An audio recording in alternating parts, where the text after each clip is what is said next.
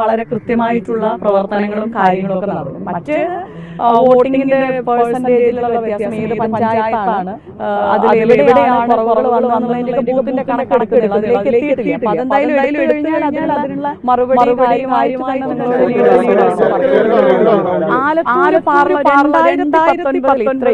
ഇതേക്കുന്ന മാധ്യമങ്ങളുടെ മുൻപിൽ 2019 പറഞ്ഞ പോലെ തന്നെ കോഴിക്കോട് വരുമ്പോൾ പറഞ്ഞു ഇനിയുള്ള പൊതുപ്രവർത്തന കാലത്ത് ഒരു പാർലമെന്റ് തന്നെയാണ്. അതിനകത്ത് പെട്ട മണ്ഡലമാണ് വരാൻ പോകുന്ന കോൺഗ്രസിന്റെ ഒരു പ്രവർത്തക, യുഡിഎഫിന്റെ ഒരു പ്രവർത്തകയാണ് ഇവിടെ തന്നെ ഉണ്ടാവും.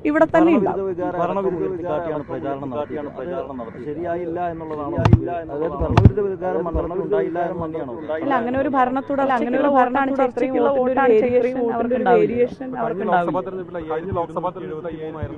അതെ.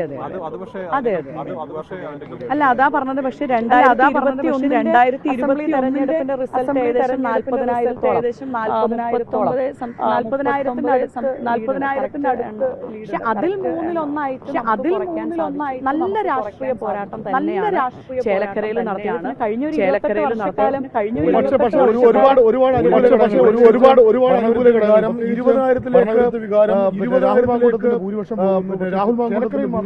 അല്ല, ചേലക്കരയിൽ നല്ല രാഷ്ട്രീയ പോരാട്ടം നമ്മൾ നടത്തിയിട്ടുണ്ട്. പാർട്ടിയും സംവിധാനങ്ങളും ഒക്കെ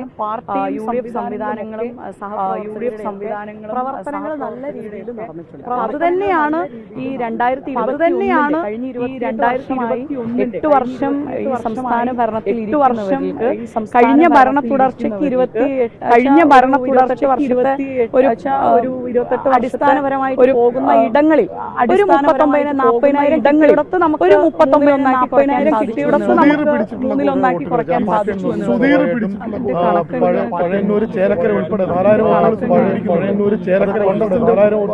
ഇല്ല, അതിന്റെ ബൂത്തുകളും ഇതൊന്നും ഇപ്പൊ നമുക്ക് കൗണ്ടിങ്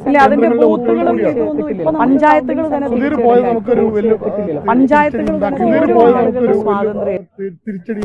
ഓരോ ആളുകളുടെ സ്വാതന്ത്ര്യം